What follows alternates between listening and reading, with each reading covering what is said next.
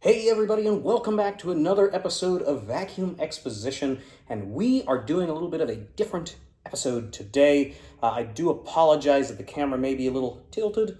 We are kind of filming on the fly, if you will.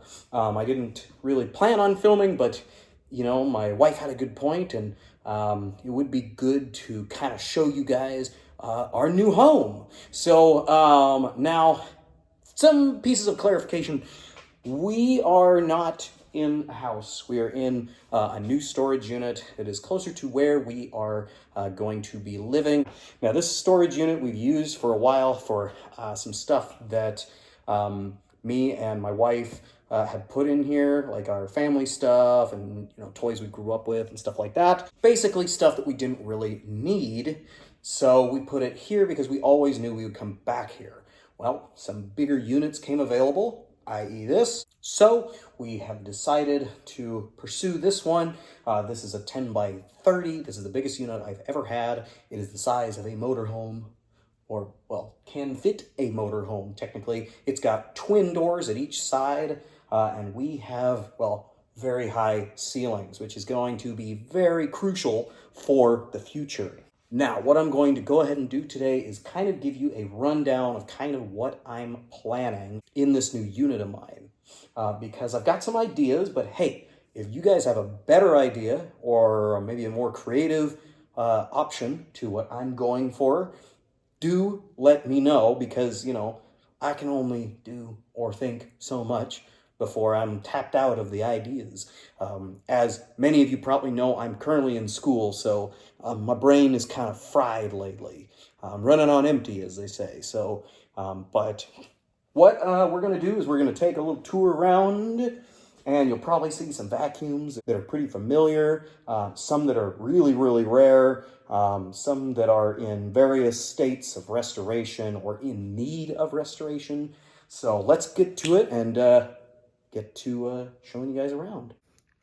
And we have lineups of vacuums. So I'm going to turn the camera around so that I can successfully photographize and filmifies your experience without you having to stare directly at this ugly mug. So let's get to it. Okay, y'all. So, like I said, doors back there. We've got tons of spacage in here. So very, very nice floor. Probably the nicest floor I've ever had in a unit so far. Normally it's just uncured or uncovered concrete or perhaps wood that is slivery and breaks apart and not very good for vacuums. So, but this particular wall, from what I'm kind of gauging in terms of what we're going to do, starts with these two. These two are some chrome shelving units that are about 5 to 6 feet tall, and they are going kind of somewhere on this wall. Now, I have some other shelving units that I'm going to be bringing in because, well, I am taking my 10 by 10 unit that had all of the belongings of my late friend Jay and bringing them here. But then I'm also bringing my 10 by 20 shop unit here because, well, we are consolidating. My monthly payments at my other units have gone sky high, so we are moving on. So what my thought is perhaps just makes shelves all the way down. And then on this side, you can kind of see we've got some bins. Now, I have a lot of vacuums in bins. There's about 5 vacuums in each bin, most being Eureka or Hoover convertibles, and they are taken down apart. All of their pieces are in there with them, so they are complete. Now, I have about double this amount, maybe even triple, in my show unit that has, well, that's my display room. So that will be going with me to the house that we are going to be moving into because I'll have a vacuum room again. But the bins themselves that are full of all my Eurekas and convertibles, unfortunately, are not going to be able to fit. So they have been kind of jammed in with the other display unit. So they're pretty high stacked right now. So I'm kind of thinking of changing that up. So my thought process here, now this is just kind of a mock-up of what I could possibly do, but I'm thinking possibly going with all of the bins, all of them, against this wall, and then creating a kind of stair-stepped display that will continue on down the wall, so that I kind of have, well, kind of a little display on this side, as well as a display kind of on this side with all of the shelving units. Now, if these look uniform, and I will do an update when I get them put together and with canisters on them and stuff, but if this looks good and uniform, then perhaps we will basically create an aisleway that we can film better in here in the future. So, but right now it's kind of just the holding pattern state of being thing for all of the machines from Kansas, as well as a good amount of them for my good friend Jared. So they kind of got mixed together. But let's start on in on some of these vacuums so you guys get a good exposition on what we have going so far. So first and foremost, we have a Hoover 61. This one is in dire need of a lot of work. It's one of Jay's, but at some point the bags started to mold, and it's doing what it's called shattering, which is where like the sateen fabric is starting to split. So you got to be very careful with that. I got to figure out if I need to try to stitch it and if that'll work. But that's going to need a lot of work. It's going to need a lot of paint cleanup. Looks like this one may have been an early paint job for him, so there's a lot of overspray on things like the wheels. But as we move down, we see an early Hoover Dial-O-Matic. That is the Model 1100, the very, very first one. Next to it being the 1110. That would have been the second model, kind of like a peacock blue. We've seen that 50th anniversary Eureka in September. And then that is the Hoover convertible model U4005, I believe. Don't quote me on that. I don't have the specs on it right in front of me, but we took a look at that in a Vacuums Rescued. That was a birthday present for my brother. And then we have some vintage Eurekas. We haven't really gotten too much into these yet, mostly because I got to go through these. These were some of Jay's, and they need a little bit of cosmetic work. That one needs a bag work at the bottom because it's a little frayed. That one just needs a cleanup. This one, I believe that one just needs cleanup as well. But other than that, we had a Eureka Precision. This was a top-of-the-line vacuum cleaner back in the 80s. I need to get the specs on it, but it's got the variable speed, the cord winder, the tools that go with it, self-propelled. And then we have a Hoover Dial-O-Matic. This one used to be mine, then I traded it to Jared. I got it back from Jared, so it's going to need a good cleanup as well. It got a little grimy over the years. Then we have a couple of Eureka wide tracks. We've taken a look at the lime green one, or the wild moss green one, because that was part of September again. This one was actually the dark green, hunter green, came out later in the, I believe, late 70s, early 80s as well. But that one is definitely a keeper. Very, very rare. Not many people have those. Back behind here, we got a couple more Dial-O-Matics. These are actually for sale for those that are interested in Dial-O-Matics. I know we've kind of talked about them. I don't remember the model numbers on them, but that is the non-headlight, non-powered drive with the little flowers on it. Very pretty. Coming along, we have the very first Kenmore Magicord twin fan upright. This was one that Jay was really, really proud of. I'm very proud to have it as well. Behind it, we've got another vintage Eureka upright. This one has the port on the front for the hose, so no height adjustments or anything. Next up, we have this cute little Hoover Junior from the 70s. This was one that Jared had purchased at some point, but it arrived in kind of sad shape, so I'm going to have to figure out what to do. The bag's got strangeness, like this weird little string hanging out. Don't know. But as you can see, it still has its 3-prong fused cord, so Back here, we're taking a look at another couple of dial-o-matics. One of them is my personal one. It's going to need a little bit of work. That one was one that I actually traded to Jared, and then ended up getting it back. And then that one was Jay's.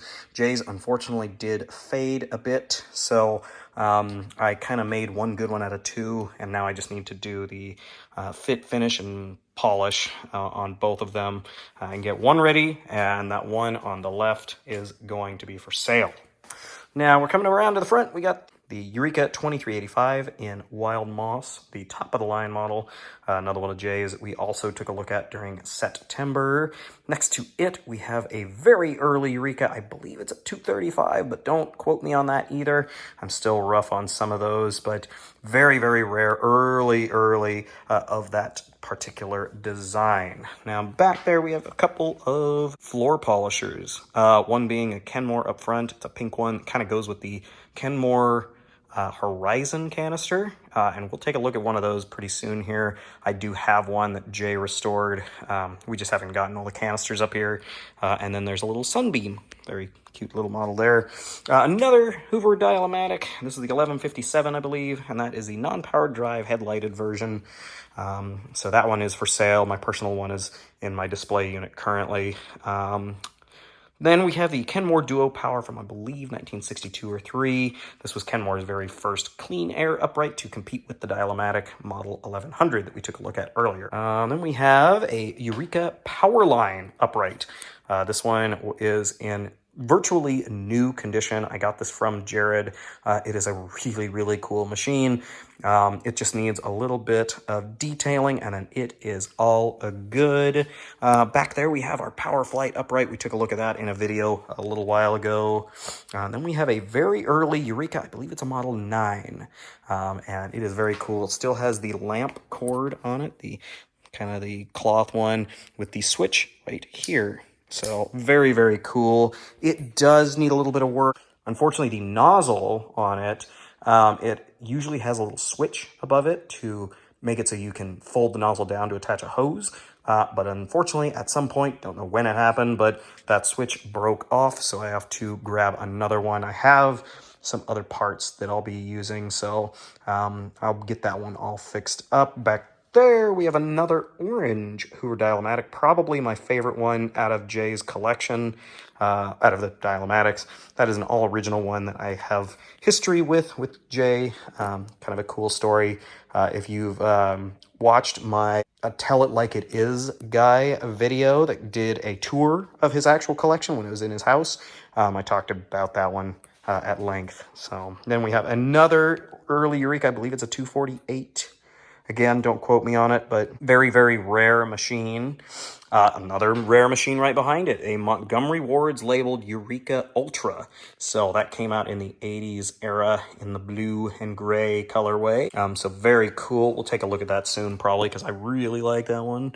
Then we have a Eureka Easy Glide, a very rare. This was essentially Eureka's version of the clean air uprights of the early 60s to compete with the Duo Power and the dial-o-matic. So that one's a really neat one. Next to it, we have another really cool Eureka Powerline Plus in gold and black. So that one was a gift from my good friend Philip, but it needs a lot of detail. So that one is coming on the workbench soon.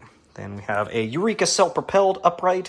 If you watched my Eureka video kind of probably a couple months ago or more, it's been a long time, but it was a Kmart model. This is the Eureka branded, Eureka sold, not Kmart sold version of that because it is a self-propelled. Next to that, we have a fan favorite on the channel, probably one of my most popular videos, the Hoover Innovation, otherwise known as the Turbo Master in the UK. That was a English-built Hoover that we got over here for a very short amount of time, being as they were very fragile from the factory. So you can imagine, not a lot of them made it. So we have one. I got that from my good friend Mitchell several years ago now, I guess. So that is a really cool one. That one I do want to find a way to display on these stacks of bins against this wall. So we'll get to that soon. Then we have a really cool 70s Singer Golden Power Master in gold. I actually have two of these. This is my gold one, and I have a black one that has kind of a houndstooth bag, which was, both of them were actually from Jay. I got the black one when he was still with us, and that one we got on a trade years and years and years ago. And then behind that, we have a Singer S3, I believe. It's either 3 or 4. Kind of hard to remember. I have 3 of these now. I have the Singer S2, the S3, and I believe the S4 or 5. I can't remember off the top of my head. I have to take a look at them. The other 2 are in my display unit just because, well, I've had them the longest. So, and then we have another Eureka self-propelled. For those that know the vintage Eureka commercials, you can look those up also here on YouTube, but they always show this one, and then the one you normally see has a chrome handle like that one. This is the earliest one, and it has a light up hood, so it has little cutouts in the hood so that the headlight, when it's on, lights up the logo. It has a self-propelled, but as you notice, it's kind of a different self-propelled, as well as the white painted handle. So very cool. And then we have the JVac, of course. A Dirt Devil roommate. We kind of have my Auric corner that has a Regina or Apex straight suction upright. Got an Auric commercial, a Whirlpool CVR upright, as well as another Auric XL and a JCPenney's labeled Bissell made machine. All right, and then back here, we have another Hoover Dial-O-Matic. That's a self-propelled, very cool brown and white one. It has the cool like filigree on the front. That's that little like pinstripey thingy on the front. Very cool one that I got out of Jay's collection. So that one is going to need a little bit of work cosmetically. The white paint that he did on the front of it, you can't really tell very well from here. 40 foot looks great, but up close you can definitely tell that there needs to be a little bit more attention to that. Next to that, of course, we have another Eureka. That is I believe it's a 250, I think, or 260. But that is a top-of-the-line model, of course, with the cord winder, the cord-away cord winder, that is, and the all-chrome hood and headlights around.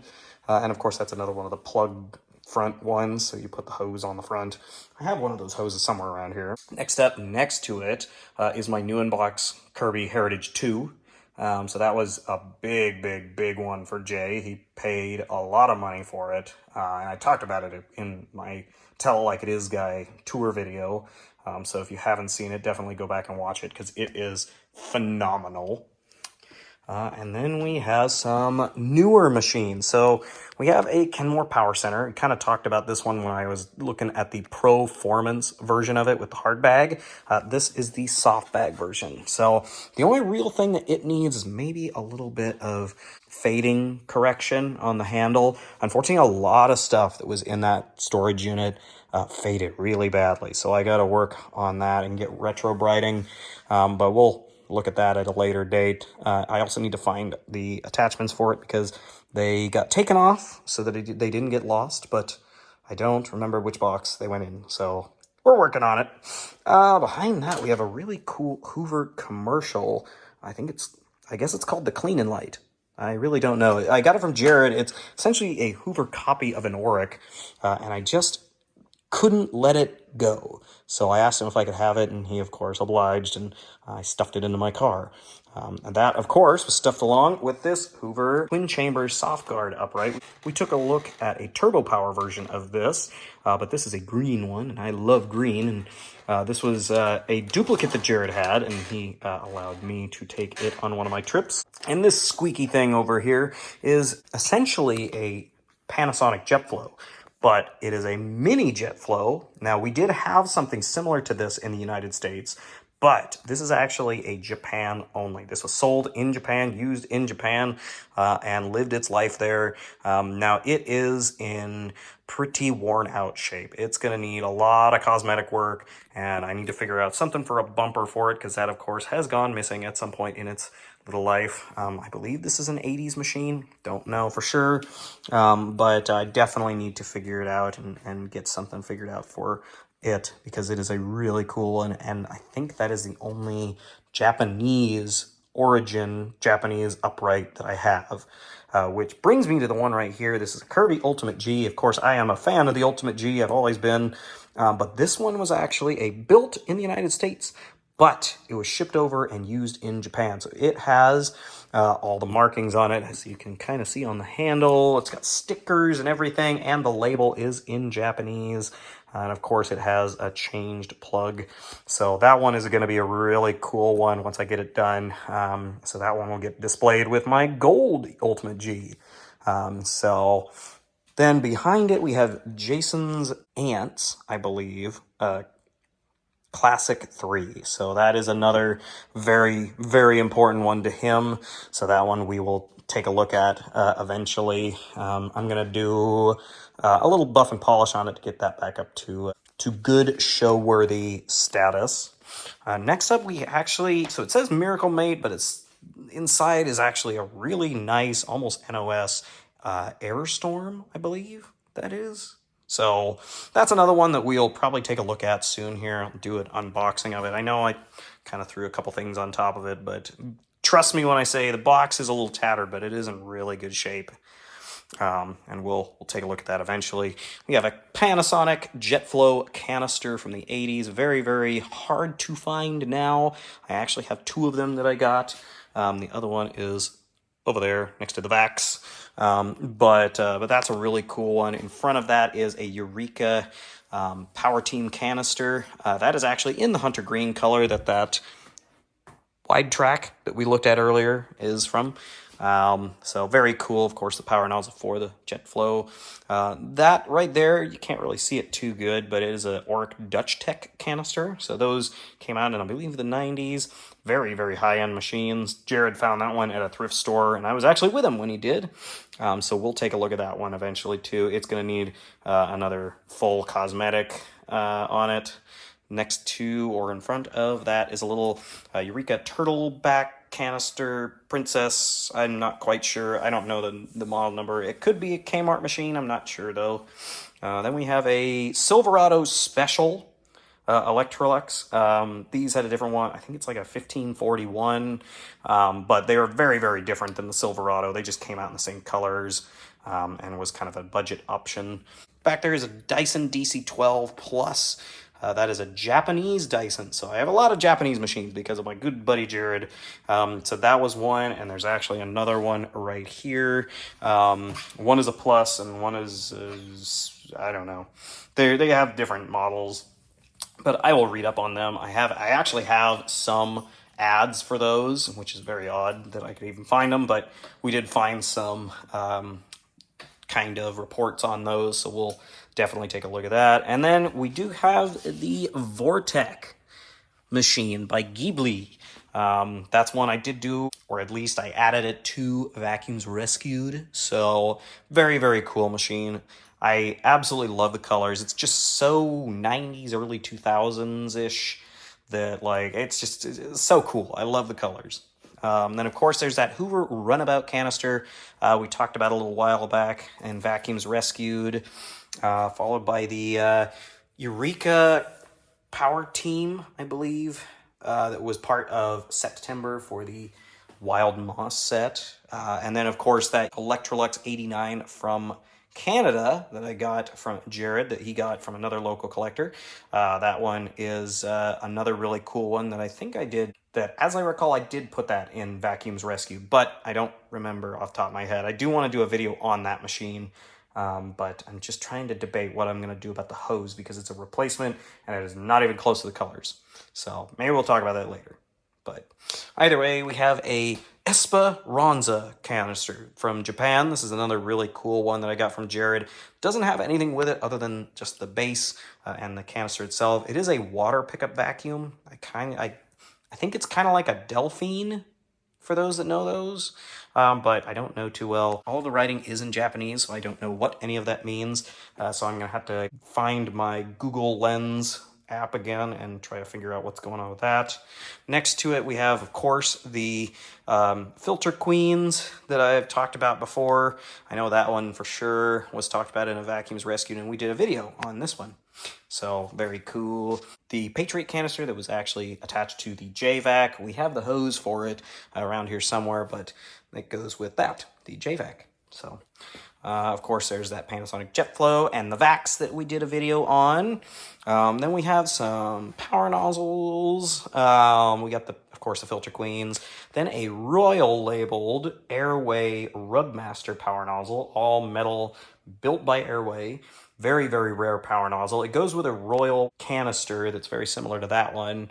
That one's still kind of buried in the mountain of canisters that I'm still working on getting. So that is a very rare canister and power nozzle combo. So we'll take a look at that as I get that out. Of course, we have another Royal Classic Series pony tank. Very cool machine I got from Jared. It is complete. I do have the hose for it. It's over there in that stack. And it is 100% complete. It has all of its little tools and its little caddy. And then, of course, as many remember, this was another really popular one, the Sunstorm. Interstate Engineering Company's Japanese version of the machines that we got, but just a tad bit different in the design aspect. So if you haven't seen that video, definitely go back and look. Now, we've got some of the older machines coming up here soon, but first, before we get to that, we have a Hoover Model U4007, I believe, that was actually made into a lamp. As you can see, the handle was cut off at the top, and it was made into a lamp. Now, unfortunately, this has not survived very well in the move, so I am actually going to completely restore this. That's why I just have all the parts just kind of laying there with it, because it is getting completely redone. And when it is plugged in, the headlight from the vacuum actually turns on in addition to the lamp. So I am going to get that all sorted out here soon. It's one of my high priorities because it, as I recall, was an award at a vacuum cleaner convention at some point. So I definitely want to get that one all nice. Next up, we have a Kenmore Deluxe upright from, I believe, the 30s time frame, like 35, 36. Jay got this from another collector and was really, really proud of it. It is meant to emulate the Hoover coffee can uprights over there. So very, very cool. Next to it, of course, is that JCPenney's canister, the model 1352.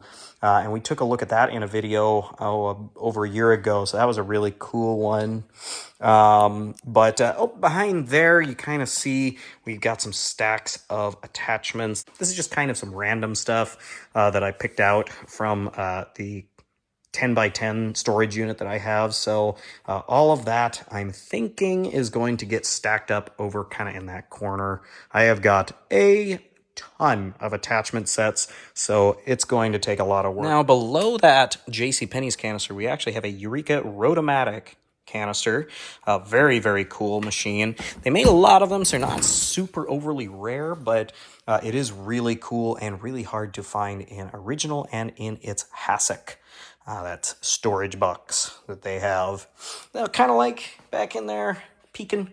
It's kind of under some stuff, but that is a Japanese central vac, and I really want to do a video on it here soon. I just need to find a hose that works for it. So Jared got that one, of course, well, it was very big, and he couldn't take it with him, so that one ended up with me. So I am definitely looking forward to getting that thing up and running, because that will pretty much be the only central vac that I have in my collection. So we're back with bins. As we can kind of see, I'll just give you guys a taste. Maybe at some point, if you guys want, we'll do some bin openings.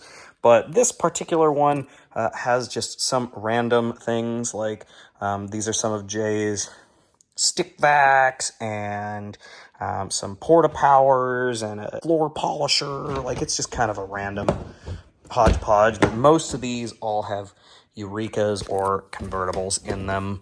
But anywho, we'll probably do some unbinning videos, and we'll take a look at that eventually. Now, coming up right here, we do have some of our golden oldies. We've got like a Hoover 105 with the original light bulb plug on the end of it. So that is a really, really rare machine. And then, of course, we've got some 700s, and I believe that's an 850. A 750. That one's actually a Montgomery Ward's Majestic upright. I know it looks very similar to them, but one of these things is not like the other. Can you tell? Then we have a Hoover 300. next to a very hard to find Henry Dreyfuss designed Hoover Model 150. One of Jay's very most favorite machines, and one he prided himself after doing the restoration, which I actually really like the look of this machine. The only bummer and downside was the handle grip kind of succumbed to history and started to disintegrate. So it is just kind of taped together right now. But overall, very nice. But I'm thinking because it would have had a gray and black with blue lettering, that I've got another machine. I believe it's the 750 actually, that has a bag that says Hoover Special Vacuum Cleaner, that I'm thinking of doing the old switcheroo, because I don't think this is the original bag that went with it.